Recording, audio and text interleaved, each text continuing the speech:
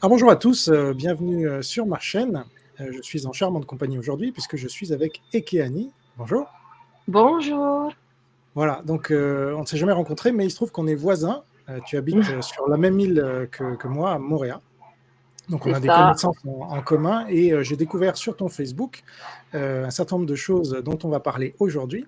Donc j'ai proposé une interview et tu as gentiment accepté, ce dont je te remercie. Et donc au moment où l'Assemblée nationale débat du fait d'inscrire l'avortement dans la Constitution, d'ailleurs au moment même où on enregistre, je viens d'apprendre que l'Assemblée nationale est favorable à l'inscription dans la Constitution d'une liberté garantie pour l'IVG, eh bien j'ai voulu demander à une femme qui avait failli avorter à l'âge de 13 ans, donc c'est toi, mais qui a finalement gardé son enfant, de partager avec nous cette expérience. Donc, est-ce que dans un premier temps, tu peux te présenter aux gens qui nous écoutent? Oui, alors bonjour tout le monde, je m'appelle Hekeani, je suis originaire des Marquises. J'ai 34 ans, j'ai 4 enfants et puis j'habite sur l'île de Moorea. C'est ça. Et donc, est-ce que tu peux nous expliquer pourquoi tu as voulu avorter, dans quelles conditions ça s'est passé, pratiquer l'IVG, hein, comme on dit plus politiquement, de façon plus politiquement correcte, mais concrètement, c'est tuer la vie qu'on a dans le ventre quand on est une mère. Est-ce que tu peux nous expliquer tout ça? Alors en fait, j'ai pas voulu avorter, hein, j'ai pas décidé, c'était ma maman parce que ben, j'étais mineure, 13 ans, donc j'avais rien à dire, on va dire. J'avais rien à dire. Donc c'est ma maman qui a pris cette décision-là. On est allé jusqu'au bout, hein, quand elle a appris ma grossesse. On est allé voir une sage-femme parce que nous, on était aux Marquises, du coup, on n'a pas d'hôpitaux, c'est un dispensaire. Donc, on est allé voir une sage-femme, on a fait un test et bon, c'était positif et elle a demandé un EVASAN, une évacuation sanitaire pour IVG sur Tahiti parce que ça ne se fait pas aux Marquises. Et bien sûr, nous, les Marquisiens, on est très chrétiens. Donc, ma maman, sur le coup, elle a pris cette décision comme ça. Mais juste après la sortie au dispensaire, on est allé voir le prêtre. Et puis, elle est allée discuter en privé avec le prêtre. Elle est ressortie. Je ne savais pas de quoi ils avaient parlé. Et du coup, on a été vassané. Et quand tu es vassané pour un IVG, on fait une écho avant. Donc, du coup, on est allé faire l'échographie.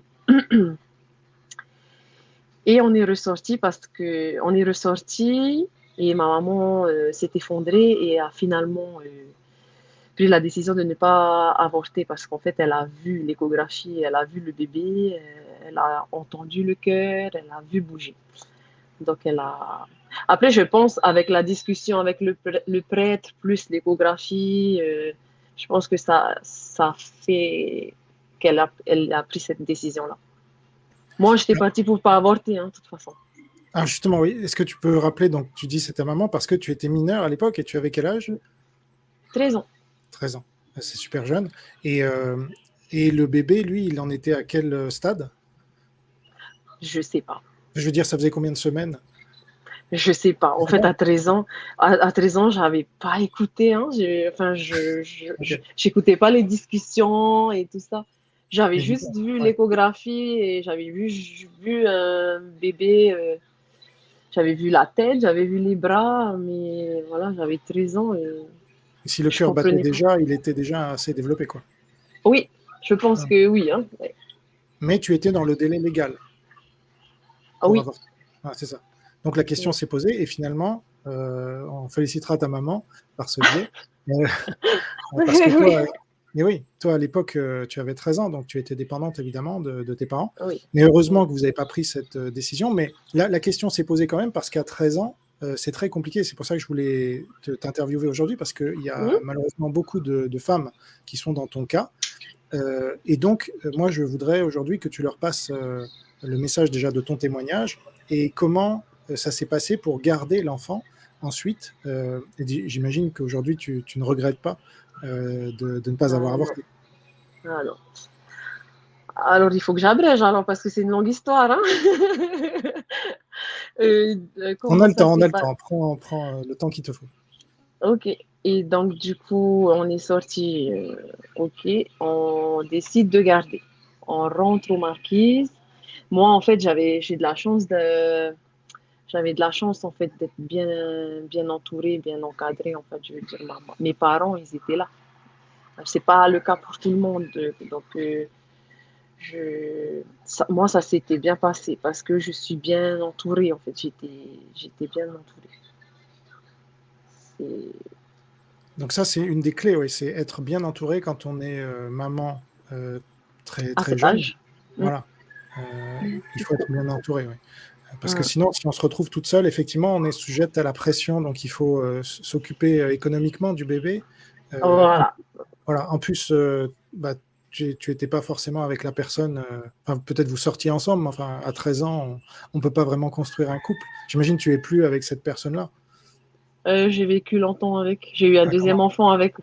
Ah, d'accord, ok. Bon. Ouais. Après, ça dépend de chacun. Et donc, qu'est-ce qui Ouais. avait fait que vous envisagiez, dans un premier temps, en tout cas ta maman, de te faire avorter et que finalement vous avez reculé, tu l'as dit, c'est le prêtre, mais ensuite il y avait toutes les conséquences économiques notamment, et avoir un enfant à 13 ans, ça implique beaucoup de responsabilités, tu allais encore à l'école évidemment, donc comment ça s'est passé un peu tout ça?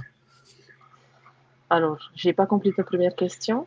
Comment ça se fait? On a décliné la décision Non, ça d'abord tu l'as et après, expliqué, je rappelais juste, mais simplement par rapport à votre décision de revenir sur l'avortement, et parce que ça impliquait aussi donc, au niveau du christianisme, mais aussi au niveau des charges économiques que ça représente, euh, on n'a eu aucun souci financier Hmm. parce C'est-à-dire que vous avez fait les efforts, vous avez fait les efforts nécessaires. oh oui, mes parents, ils ont un bon poste, donc ils gagnent bien leur vie. Encore une chance pour moi et ma fille. Donc, on n'a eu aucun souci. Vraiment, mais pas de souci financier, mais pas. C'est ma maman, mes parents qui achetaient tout ce qu'il fallait pour bébé. Par contre, elle m'a bien fait comprendre le message. Hein, elle m'a bien... Parce que moi, comment on dit, quand j'ai découvert que j'étais enceinte, j'ai tout de suite dit non, j'avorte pas.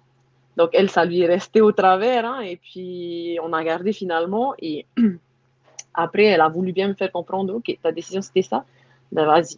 Du coup, c'est moi qui ai gardé, c'est moi qui ai dormi avec mon enfant, qui me lève dans la nuit, change les couches, qui fait le biberon et tout ça. Et mes parents ils étaient juste là financièrement et bien sûr affectivement parce qu'après, ils n'avaient pas regretté de voir ce bébé-là à la maison et c'était des papis et mamie poule. Hein.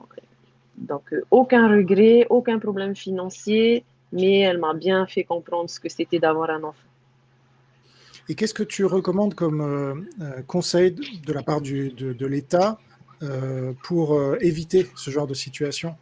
Parce Ah, que ah, alors, en fait, j'y ai pensé, hein, j'ai lu la question, j'y ai pensé, et il faut, moi, il y a déjà une solution que peut-être on le fait déjà, mais peut-être pas assez, si tu m'avais dit les chiffres là. La prévention sur la contraception, faire plus de prévention, et, et aussi un des sujets peut-être qu'on parle pas, on est tout le temps en train de parler de prévention, contraception et tout ça.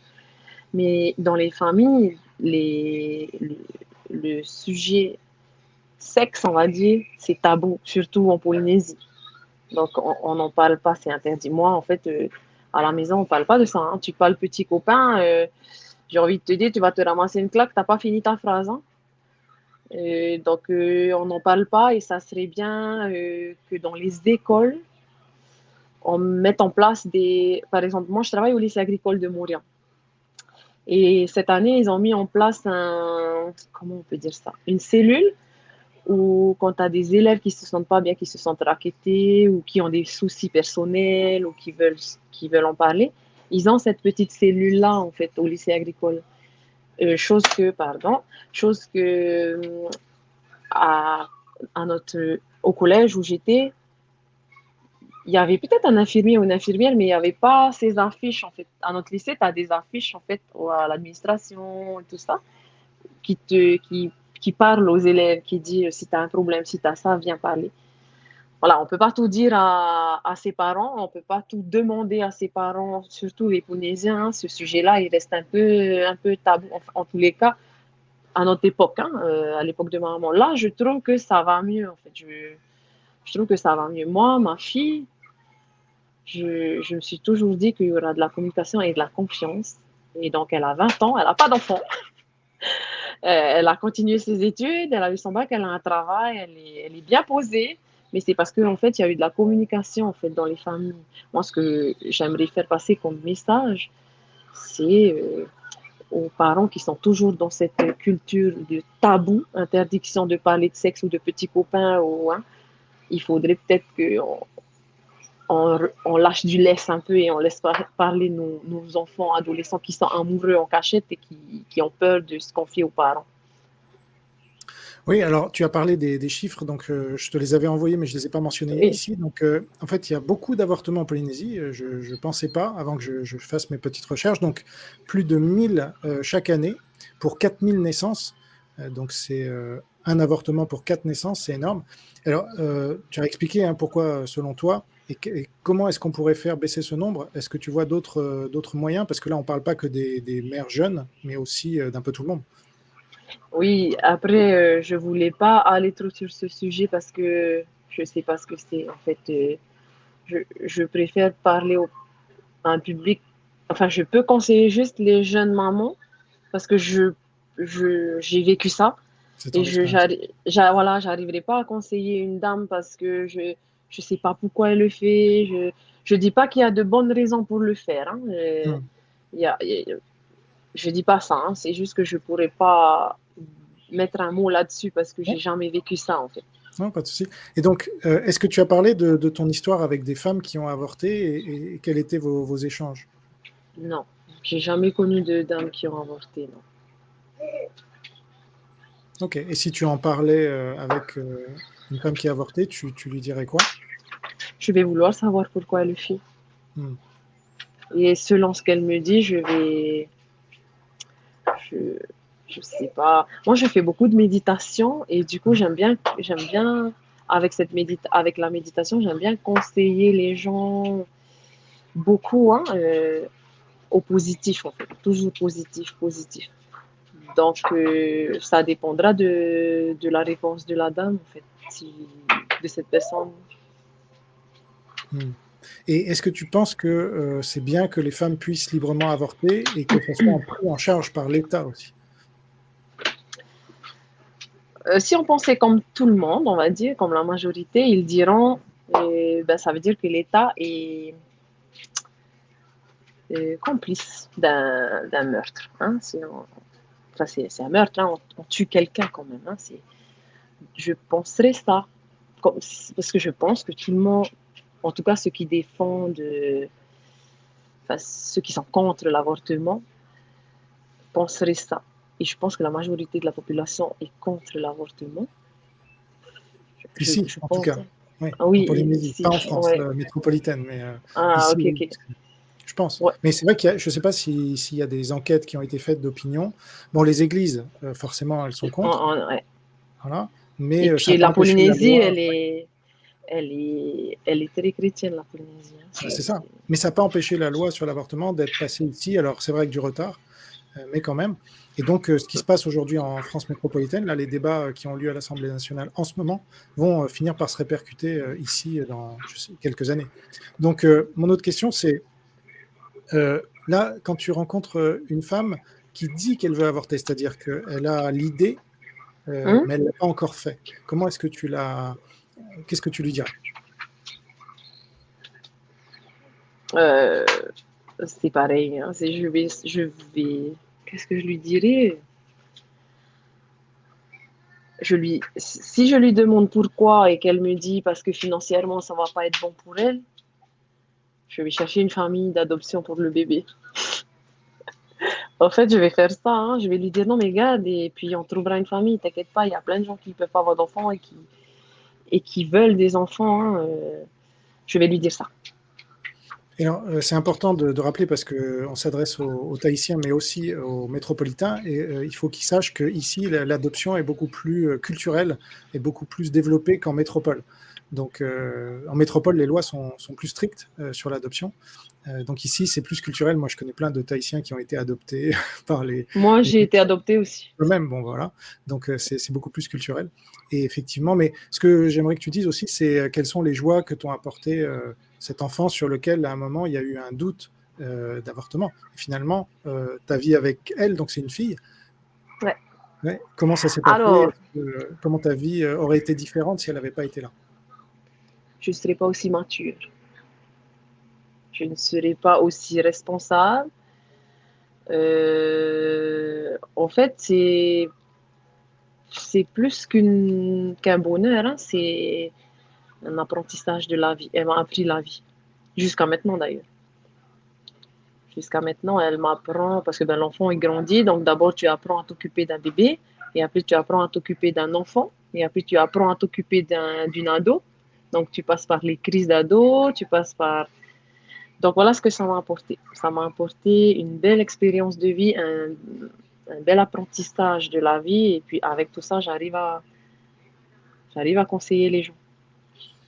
Et finalement, si ta maman avait pris la décision de te faire avorter, qu'est-ce que tu penses que ça aurait changé dans ta vie? Ah ben, je pense que je serais, si j'avais pas d'enfant, si j'avais pas elle, sortie entre copines, alcool, enfin, pas posée, je serais pas posée. Ça m'a vraiment calmé en fait. Ça m'a vraiment calmé de rien du tout parce que j'avais pas eu le temps de me chauffer aussi. Hein, parce qu'à 13 ans, j'avais pas vécu l'adolescence qu'il fallait. Mais ça m'a pas, j'ai pas ressenti ce manque parce que j'ai jamais connu. Donc du coup, je ne ressens pas de manque. Et je pense en fait que ça m'aurait emmené peut-être, je ne serais pas fixée, je ne serais pas aussi posée que je suis là. J'ai commencé à travailler à 19 ans, je suis au même boulot que, là ça fait 14 ans maintenant que j'ai un bon poste, que je travaille. Mais si elle n'était pas dans moi, si je ne l'avais pas eu, si on ne l'avait pas gardée, je ne sais pas. Je n'allais pas m'imaginer sans elle en fait. C'est ça, c'est un vide aussi, j'imagine. C'est ça. Hmm. Ouais, je pense que je ne serais pas aussi épanouie que je suis aujourd'hui. Hmm. Écoute, je te remercie beaucoup pour ce témoignage et j'espère que ça va faire réfléchir des gens, peut-être qui nous regardent en ce moment, là, quand on diffuse ou bien après, puisque ça sera vu longtemps, j'espère, et que des femmes se diront, bon, peut-être Ekéani, elle a raison, et peut-être je devrais garder cet enfant plutôt que de l'avorter, et Ouais, qu'ensuite... il y a d'autres solutions, en fait. Si tu as un problème financier, si c'est un problème financier et tout ça, il y a d'autres solutions. Il y a beaucoup qui veulent adopter tout ça. Je peux vous présenter ma fille? Bien, bah, au contraire, oui, justement. Elle est Bon, là! tu veux dire Voilà. deux mots, non? Tu as quel âge? Tu veux dire deux mots? Attends, Ah oui, il faut le... Pardon. vas-y. Bonjour, Bonjour. Tu as quel âge alors? j'ai 20 ans. 20 ans. Et tu Oui. t'appelles? Heredity. Très bien. Et tu es contente que ta maman t'ait pas avorté? Ah oui, oui. Des fois, j'aurais aimé, hein, parce que Des fois, on est few. Mais là, oui, franchement, oui, ça vaut le coup la vie, non? Oui. Hmm. Ben là, j'ai mon CDI à 20 ans. Ah, bravo. Super. Je vais passer mon permis et puis, mais grâce à quoi? grâce à ton éducation. Un peu dur Attention. des fois, mais Et ça oui, j'ai va. peut-être une question sur le fait que vous ayez une différence d'âge. Donc voilà, tu l'as eu à 13 ans, donc elle est très jeune, mais toi aussi. Donc comment vous vivez ça? Comment ça se passe? Même le regard des autres? On est très complices. Mhm. On était très complices. Je suis très compréhensive parce que ben, je suis jeune, en fait. Du coup, j'arrive à comprendre ces... Non, Non, j'arrive à... Pardon, il y a l'autre fille qui me dérange aussi. Ça faudra couper. Hein. Non, non, on laisse naturel, c'est bien. Par exemple, quand elle a des ruptures amoureuses et tout Sentimental. ça, voilà, donc j'arrive à le... Tu vois, je ne suis pas très éloignée de ça. Ça faisait pas longtemps que j'avais des ruptures aussi. Hmm. On est très, très complices. Et puis, on est très connus sur les réseaux parce qu'on a monté une page, un compte TikTok, Mitty and Mom, maman, je Mhm. vais dire. D'accord. Et du coup, on est connus et la Polynésie nous connaît et aime cette complicité-là. Et du Ils coup, est-ce qu'on connaissent peut un vous peu. contacter si on est une jeune mère? En tout cas, on se pose la question à 13, Ah, 14, 15 ans. Est-ce qu'on peut te contacter par ce biais? ah oui, oui, j'en ai beaucoup hein, qui me contactent, qui me demandent des conseils. J'en avais eu une fois, j'ai eu une maman. Ben, sa fille était enceinte très jeune aussi, bon, pas mon âge, hein, mais elle avait 16 ans, je pense. Et elle m'a posé la question où j'ai raté. Qu'est-ce que Mm. j'ai raté dans l'éducation? D'accord. Du coup, on a parlé un peu de tout et de rien, donc c'est pour te dire qu'on vous contacte. Mais Heremiti, elle est contactée aussi par des jeunes filles qui ont leur maman jeune, pas plus jeune que moi, mais qui ont leur maman Mm. jeune et qui n'ont pas cette complicité. Comment Miti est, comment ça se fait que Miti elle a cette complicité avec moi, comment gérer la maman en colère, voilà, c'est ça. D'accord. En tout cas, ça fait plaisir de vous voir toutes les deux, rayonnantes, et j'espère que ça incitera des jeunes mamans à garder leur bébé. Et Et merci à toi surtout hein, de parler de ce sujet-là. Et on n'a pas, quand tu m'as dit que tu allais me contacter et qu'on allait parler de ce sujet-là, tu vois, nous, on est là à raconter, voilà, j'ai eu un enfant jeune, j'ai eu ça, on est complices, on est tout bien, on est tout tranquille, mais on parle pas, j'avais pas, moi, parlé de ce sujet, en fait, dans mon histoire. Hein, et c'est bien, ouais, ça fait un je vais point faire. à relever. Ben voilà, ça me permet de lancer l'appel. Si vous avez vous-même des expériences où vous vouliez avorter et où finalement vous ne l'avez pas fait, n'hésitez pas à me contacter et je vous interviewerai, que vous soyez une mère très jeune ou pour d'autres raisons, parce qu'il faut donner de l'espoir. Et aujourd'hui, je trouve qu'on pousse beaucoup trop l'avortement, voilà, avec les fonds de l'État et autres, et pas assez. C'est-à-dire pour le libre choix, il faut vraiment avoir les deux sons de cloche. Et là, aujourd'hui, on a eu un magnifique son de cloche à deux voix, je trouve, et ça fait très plaisir. Donc, je vous laisse le dernier mot, si vous voulez rajouter quelque chose. Oui, moi, je voulais rajouter un truc.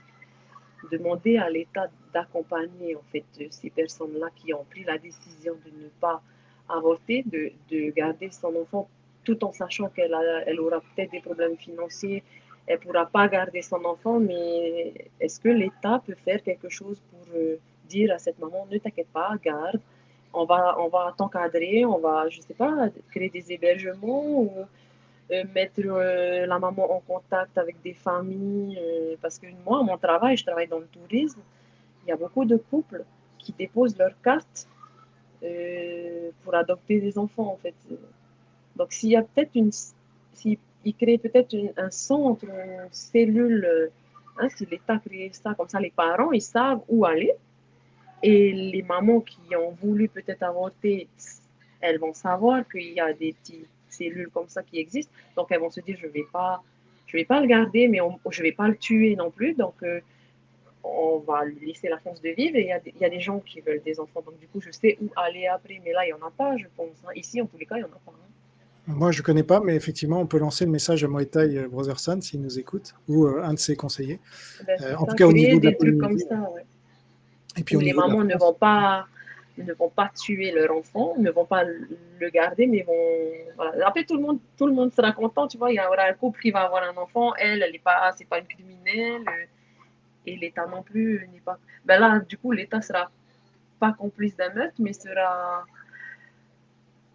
comment on dit, Bah, grâce à eux aussi, pourront donner la chance aux parents et à cet enfant de grandir avec. voilà. En plus, il y a toute cette politique en ce moment sur la natalité et qu'on baisse de natalité en France. Ici en Polynésie, j'ai rappelé donc 1000 avortements pour 4000 naissances. C'est énorme. Ouais. Donc, pour lutter contre ça, justement, l'État devrait plutôt accompagner, comme tu le dis très bien, les mamans qui se posent la question de garder leur enfant pour que la natalité augmente au lieu de baisser, quoi, puisque c'est un problème national apparemment, et le président de la République, Macron, lui-même a parlé de ce sujet-là. Voilà. Donc, Bon, ben la voilà, il solution, y a elle une est là. Hein. solution. Super. Mais écoutez, Voilà. merci beaucoup pour Merci à toi. voilà, pour votre témoignage, parce que, qu'on le veuille ou non, aujourd'hui, il faut du courage pour témoigner sur ces questions. C'est un peu triste, mais c'est comme ça. Donc, merci pour tout. Et puis, bonne Avec continuation. plaisir. Voilà. Merci. Merci. À bientôt. À À bientôt. bientôt.